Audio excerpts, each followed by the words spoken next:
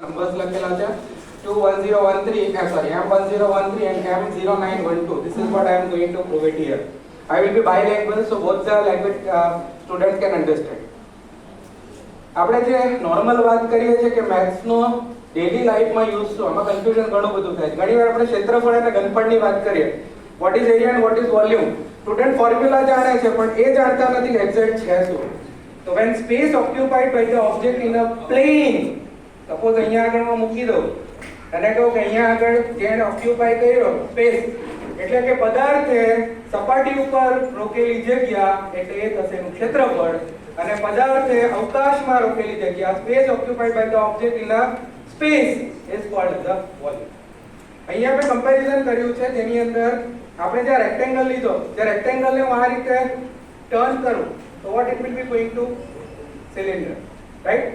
But આપણને confusion એમ થાય કે આનો ફોર્મ્યુલા અલગ જ છે અને આનો ફોર્મ્યુલા અલગ જ છે, બંનેને હું સેમ પ્રૂવ કરીને બતાવીશ કે આ બંનેની અંદર એક જ જવાબ આવે. અહીંયા પહેલા આપણે જોઈએ કે આનું ક્ષેત્રફળમાં લંબાઈ 77 લીધી છે, જે પહોળાઈ છે length 77, breadth 30. It has been folded. સોફ્ટવેરની યુઝથી એને ફોલ્ડ કર્યું છે. આ ફોલ્ડ થયા પછી આ જે એની લંબાઈ છે એ તો એ જ રહેશે. એ શેમાં કન્વર્ટ થઈ જશે જ્યારે આપણે આમ કરીએ તો એનો થઈ જશે પરિઘ, સર્કમ્ફરન્સ. અને આ જે ઊંચાઈ છે એ શું રહેશે?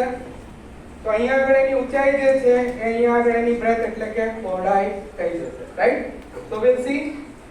આપણો જે ફોર્મ્યુલા છે એને અકોર્ડિંગલી લંબચોરસનું ક્ષેત્રફળ એટલે area of rectangle is what length into breadth. ફોર્મ્યુલામાં કે સૂત્રમાં કિંમત મૂકી 77 into 30. It is 2310 centimetre square.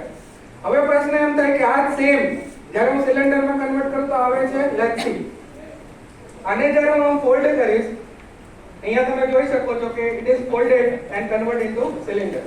તો જ્યારે ફોલ્ડ થાય છે ક્ષેત્રફળ એટલે કે curve surface area of cylinder is પરિઘ ગુણ્યા ઊંચાઈ, સર્કમ્ફરન્સ ઇન્ટુ હાઈટ.